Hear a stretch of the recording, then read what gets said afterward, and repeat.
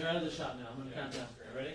10, 9, 8, 7, 6, 5, 4, 3, 2, 1. Good morning, everybody, and thank you very much for joining us for a discussion that is long overdue about one of the most important issues facing our country that gets very little discussion here in Congress or in the media. And I'm delighted to be joined by Congressman Brad Sherman, who is from California. And Brad is a senior member of the House Financial Services Committee. Brad, thanks so much for being with us. And we're also joined by Simon Johnson, who is the former chief economist of the International Monetary Fund, the IMF. He is currently a professor of entrepreneurship at the MIT Sloan School of Management, where he also serves as head of the Global Economics and Management Group. Simon, thanks so much for joining us as well. Here is what my great fear is, and we're going to touch on that tangentially today, but overall I worry very much that in our nation today we are moving toward an oligarchic form of society where a small number of very wealthy individuals and large corporations have enormous control over our economic and political life. Today we are in a country where three of the wealthiest people own more wealth than the bottom half of American society, and 52% of all new income is going to the top 1%. Now, in the midst of all of that, what we're going to be discussing today is Wall Street, which in my view is the most powerful economic and political force in this country. As we all know, 10 years ago, as a result of the greed, recklessness, and illegal behavior on Wall Street, this country was plunged into the worst economic downturn since the Great Depression of the 1930s. And it was an unbelievable tragedy for many, many millions of people. Unemployment rate shot up to 10%. Real unemployment shot up to 17%. At the height of the financial crisis, more than 27 million Americans were unemployed, underemployed, or had given up looking for work. 15 million Americans lost their homes, and many millions of people lost their life savings. American households lost over $13 trillion in savings, shattering retirement dreams, wiping out life savings, and making it impossible for families to send their kids to college. In other words, this was a cataclysmic event which had a traumatic impact on the lives of people all across this country.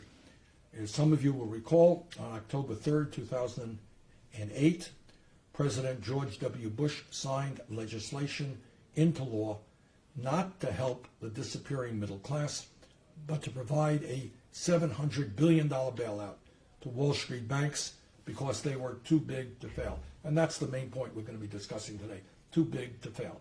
That if they were allowed to go under, they would take much of the economy with them. And that was the rationale for bailing them out.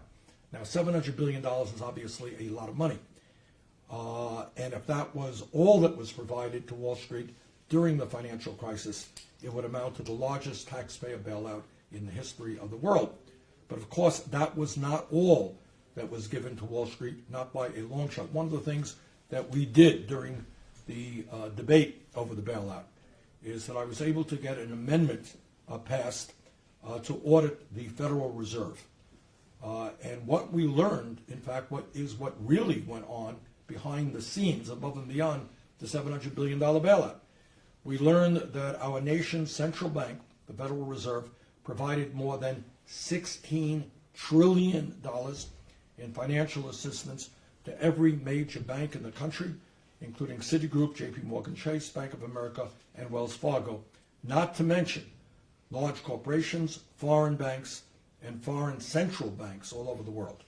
Now, one might have thought that as part of the bailout, these huge banks, which were bailed out because they were too big to fail, would have been reduced in size. One might have thought that somebody said, hey, we ain't going to do this anymore. We are going to break you up. Well, needless to say, that did not happen. In fact, what has happened over the years is the very opposite. Today, the four largest financial institutions in this country are on average 80% larger than they were before we bailed them out. So in other words, they did not shrink in size, but they're today 80% larger. Incredibly, since the financial crisis, J.P. Morgan Chase has increased its assets by more than $1.1 trillion. Bank of America and the other large banks have also significantly increased their assets. Listen to this. Today, the six largest banks in America have over $10 trillion in assets, equivalent to 54% of our GDP. Six banks have assets equivalent to 54% of the GDP. Are you comfortable with that? I'm not. And that's kind of the issue that we're going to be talking about today. But it's not only the size of these banks, but within that size, these six financial institutions hold about half of all credit card debt, control over 90% of all bank derivatives, underwrite about a third of all mortgage debt, and control over 40% of all bank deposits. If these banks were too big to fail 10 years ago, what would happen if any of them were to fail today? And that's the issue we're going to be discussing. In my view, and I think you'll hear similar thoughts in a moment, no bank that is too big to fail is too big to exist. So the issue is preventing another collapse, another huge bailout, but there's another issue as well. And that is that not only am I worried about another collapse and bailout, I'm worrying about the lack of competition that we see today as a result of this huge concentration of ownership. And one of the manifestations of that has to do with the outrageously high level of credit card interest rates in this country. Today, while banks borrow money from the Fed at 2%, they charge consumers an average of about 17% for credit cards. And if you have mediocre or bad credit, interest rates can be as high as 25 or 30%. That's you. That is millions of people today who may not have great credit. Maybe they were unemployed for a while, couldn't pay their bills, paying 25 or 30% to these banks who borrow the money at 2%. I think the time is now to break these banks up, and that's what the legislation is about that we're going to discuss. And I'm delighted that Congressman Brad Sherman has been working on this issue for years. And what this bill will do is cap the size of the largest financial institutions in this country so that their total exposure to our economy is no more than 3% of GDP. That's about $584 billion today. Brad, why don't you pick it up from there?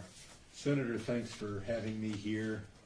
I'm Brad Sherman from California's best named city, Sherman Oaks, and for 22 years I've represented most of the San Fernando Valley in Congress. And for 22 years it's been my pleasure to work with you, Senator, particularly on this bill, which we have been working on and reintroducing since 2009. 10 years ago, the largest banks in this country were able to hold us hostage. They said, if we go down, we're taking the entire economy down with us. And as the senator pointed out, they're in a stronger position to do that today because they're well over 50% larger than they were then. That bill that was signed into law would have been even worse if it hadn't been for the efforts of the critics. The original plan for TARP was to give the banks the money in return for toxic assets. The worst trash would be converted to cash.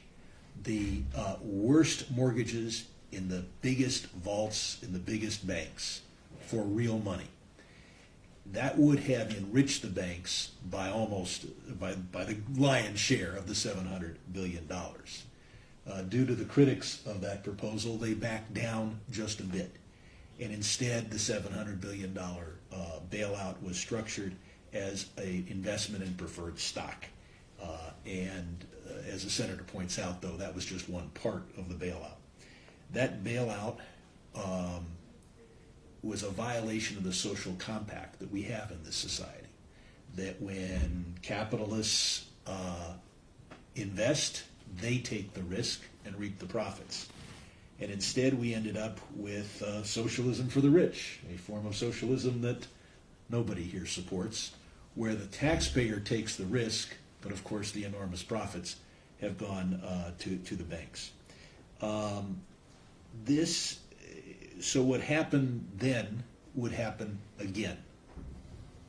We'd get the call, you're going to take the entire economy down with us. And Wall Street understands that. That's why the IMF issued a paper saying that the biggest banks are able to borrow money from their creditors at 80 basis points less. Now, 80 basis points, that's 0.8 of 1 point. Sounds like a trivial amount, unless you apply that to $2 or $3 trillion. And the savings, by saving just 0.8 or 1% of that, tends to be roughly equivalent to the profits of these banks.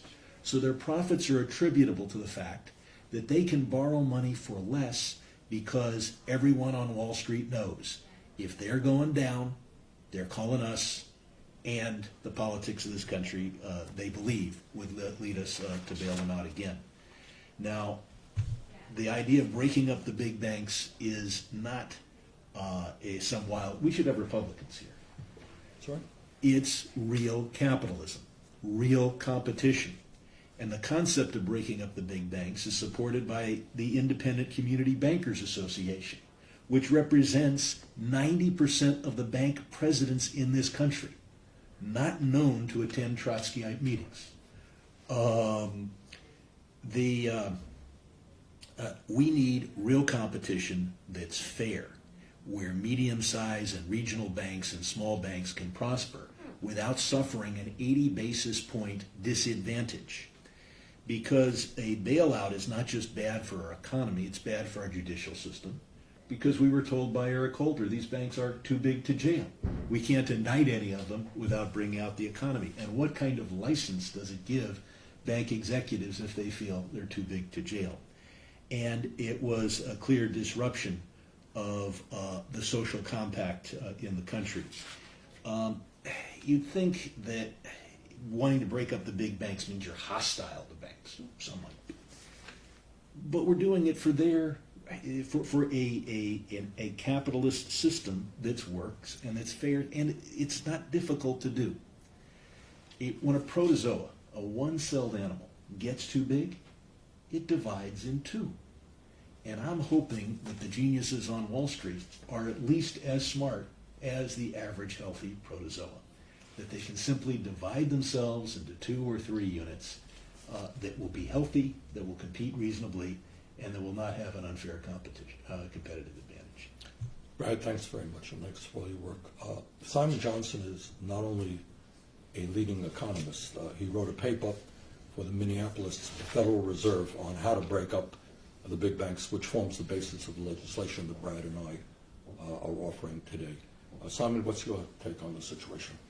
Well, thank you, Senator and Congressman, for taking up this issue. I think it's long overdue. I agree completely that what we're facing today, 10 years after TARP, is a potential repeat of the same situation, where you look at the biggest banks, and I would emphasize talking about 6 really big mega banks that will be directly impacted. JP Morgan Chase, Bank of America, Citigroup, Wells Fargo, Goldman Sachs, and Morgan Stanley. Any one of those is now at a size larger than Lehman Brothers. Lehman Brothers caused many of the problems in September 2008, as we remember too vividly. If any one of them went down, there would be big knock-on effects across the entire economy globally. And then the officials would come back to you in the Senate and the House, and they'd say, we have to save the world. And you'd be placed in exactly that same impossible position you were placed in end of September, early October. So 2008. So the only way out of this, and I supported many parts of Dodd-Frank. I think Dodd-Frank has moved some dimensions of financial system in a better direction, more competition, more transparency. But it's not enough. It's clearly not enough because the biggest banks have become even bigger. The largest bank in 2008 was Citigroup at $2.5 trillion.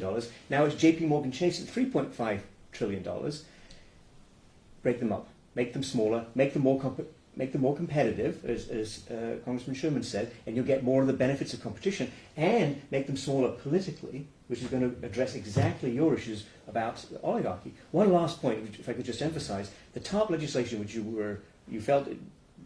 had to pass, otherwise the consequences were dire, ended up supporting these large banks, exactly as you said. Where was the bailout for the homeowners? many people had experienced a fall in house price and were underwater on their mortgages, couldn't make those payments. If they had been able to finance their positions, those underwater positions, for 2 to 3 years, like the banks were, they wouldn't have been foreclosed on. They wouldn't have lost their house. They would not have gone bankrupt. They would not now face high interest rates, loss of health insurance, and so on. So the bailouts are always, some people call it lemon socialism. The upside is for the oligarchs. The downside is the lemons, which we get.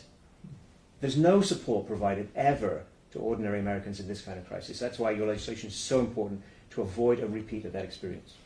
Simon, let me just start off by asking you a question.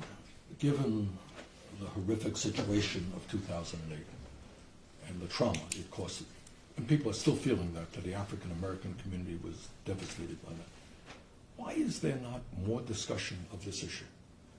Why are people not asking the simple question, if they were too big to fail in 2008 and they're bigger today, why do we allow this to continue?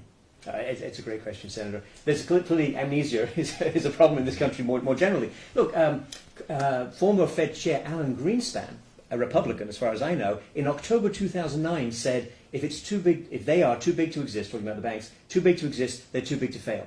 So at that moment, after the crisis, there was great clarity across the political spectrum. But unfortunately, various politicians have decided that they like the status quo. There's a lot of money that comes from the banks to politicians on both sides of the aisle. The status quo bias is extremely strong. And people have really just forgotten or choose to ignore the lessons of 2008. Just pick up on Simon's point.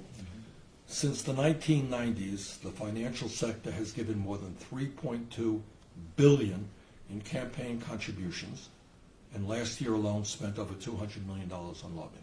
Maybe that has something to do with the fact, Brad? And I think if we get public financing, we'll be in a stronger position to deal with this and a whole lot of issues. Brad, you're on the House Financial Services Committee. How do you see the power of Wall Street related to all of this stuff? Well, we may see a big change, probably the biggest change you've ever seen in a committee. You served on that House committee for many years. Our current chairman is Jeb Henserling. Our future chairwoman is Maxine Waters, if this election goes as we think it will. And I cannot think of a bigger change in the leadership of a committee in the history of our country. But that being said, Wall Street still, they've got at least 4 networks dedicated to the worship of Wall Street that people could be watching on their cable systems now. In my area, there are only 3 channels dedicated to the worship of Jesus Christ. It's not just the money to politicians. It's a national worship of Wall Street, a belief that anything that makes the markets go down is bad for America. And anything that makes the markets go up, I remember being criticized when in the House we were able to stop this bill for a while and change it. And the markets dropped 600 points. Right. Well, they've dropped 600 points for a host of other reasons as well. But the idea was you're anti-American because you did something that Wall Street thought. Let me ask both of you a pretty simple question. What is the likelihood of another crash and bailout? What do you think? Is that really a likelihood or not so much? I think another crash is absolutely something that's going to happen. The history of You believe it will happen? I'm not saying the date, Right. but I'm saying you will have another major disturbance of the kind that we experienced in the 2000s. The history of the United States, the history of world finance says these things do not go away. The question is, does the disturbance become a major crisis, the cataclysm or the imminent cataclysm, and then do you have to provide the bailout? There's a choice, and that's what your legislation addresses, which is, yes, we'll have turbulence, yes, we'll have problems, but can we resolve them just with ordinary bankruptcy? And to the Congressman's point, I would say, what is more American than antitrust? Breaking up Standard Oil, breaking up AT&T, these were not anti-market, anti-capitalist things. These also didn't fix up all of our fundamental problems, by the way, but they were things that were completely consistent with more competition and a more even playing field for all Americans who choose to participate in the business. What do you think, Brad? Do you think there's a strong likelihood of another crash? At some point, we'll see. What Dodd-Frank does, instead of breaking up the big banks, is try to make them less risky, which might delay the time that it happens. It's like throwing the dice at Vegas and being told, well, you don't crap out with a 3 or a 2, you only crap out with a 2. So you'll be able to play the dice longer, but eventually you're All going right, to crap above out. and beyond the fear of another collapse, what does it mean from a competitive point of view? I'm the average consumer, who cares? What do I care if there's one bank or 50 banks? What does it mean to me that you have so few banks controlling so many assets and such a large part of the economy? Well, as you said, Senator, there's concerns about the high interest rates. We've already seen a lot of price fixing in the London interest rate market. That was a huge scandal. Has it been fixed? Perhaps a little bit on the margins. Are these big players going to cook up some other version that they can also manipulate? Almost certainly, right? The pattern of behavior is that these very large banks get out of control. They abuse the consumers. Wells Fargo, extraordinary Do multi-year you story. see any fundamental change in the behavior of large banks since 2008? No. Now that's an important point. Let's Absolutely stay not. on that one. In other words, did they learn their lesson and become good boys and girls? No, of course not. They kept their heads down for a while. There was a little bit of pressure. But by September 2009, they were back at the same games. It didn't. Obama administration let them off the hook. They gave them the top money, the top capital, with very, very, very few strings attached. For Wall Street, that's just a good trade. They're like, great, we made this money. We handed off some of the downside to the taxpayer. Let's get on with it. The particular thing, which was mortgages being given to people without documentation, etc., I don't think they'll make that exact mistake again. But that doesn't mean there aren't 100 other ways to melt down. And that's the history of financial crises. You find another way to melt down based on whatever newfangled craziness is in fashion. All right, what does it mean, and Brad, you raised this issue, what does it mean that despite the fact that many of these large banks had to pay very, very heavy fines, no major Wall Street figure was jailed? What is that? What's your sense of? What does it tell the American people? That the people who cause so much pain and instability in this country and world, none of them got a police record. What does that say? None of them even got indicted. None of them got a suspended sentence. No one got even close to that process, and it means that a certain class of folks is above the law. I hate to sound cynical, but they made money on the trade. If you look at the compensation received by the top financial executives in 2000, 2008, and you include whatever hand slaps there were subsequently, which are incredibly minor at the personal level, they made money on the trade. That's all they care about. They do not care at all about anyone else. They're in it for themselves. They're in it for the money. It was a good trade. They want to find a way to do it again. And on the point about the fines paid by the companies, they may look big in terms of headlines, but for the individuals involved, it's zero. And who do they find? They find the stockholders, the people who were taken advantage of on the last cycle. It makes no sense. Well, they also have the propaganda point where they can say, look at this bank president or executive.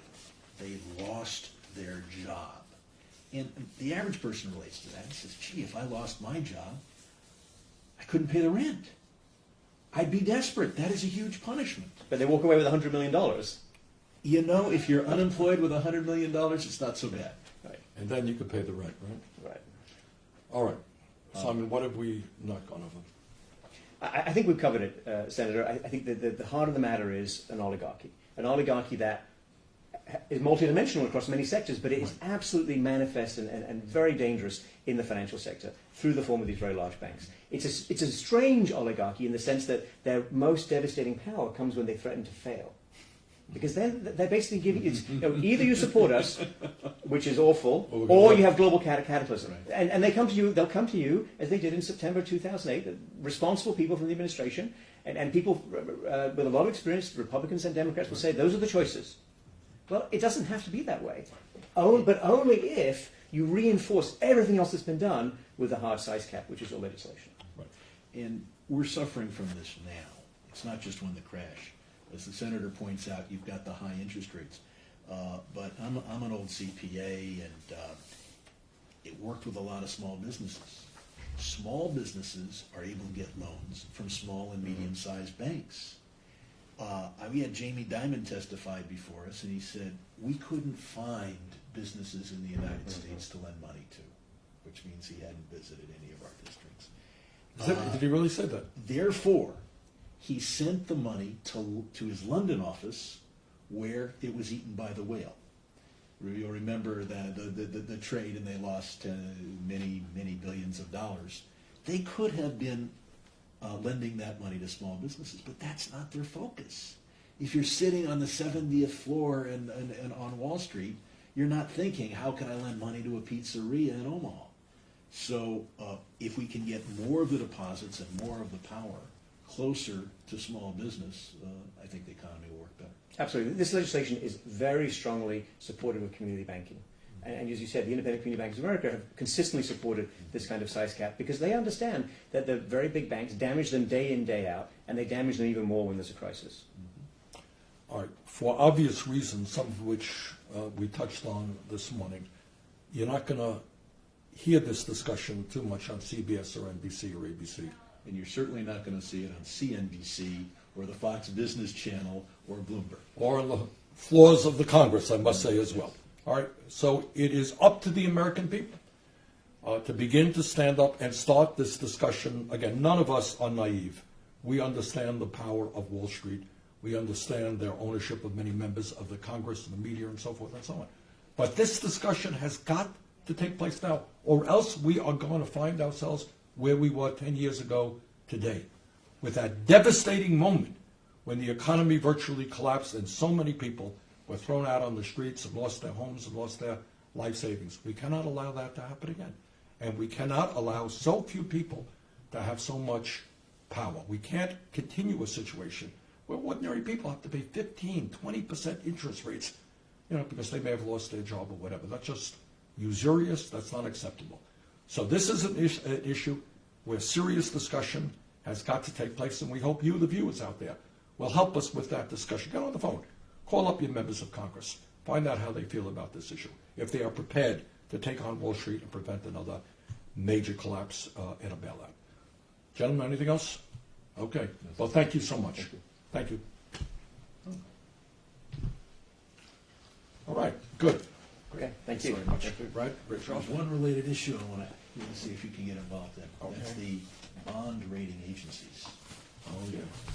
They gave Just never go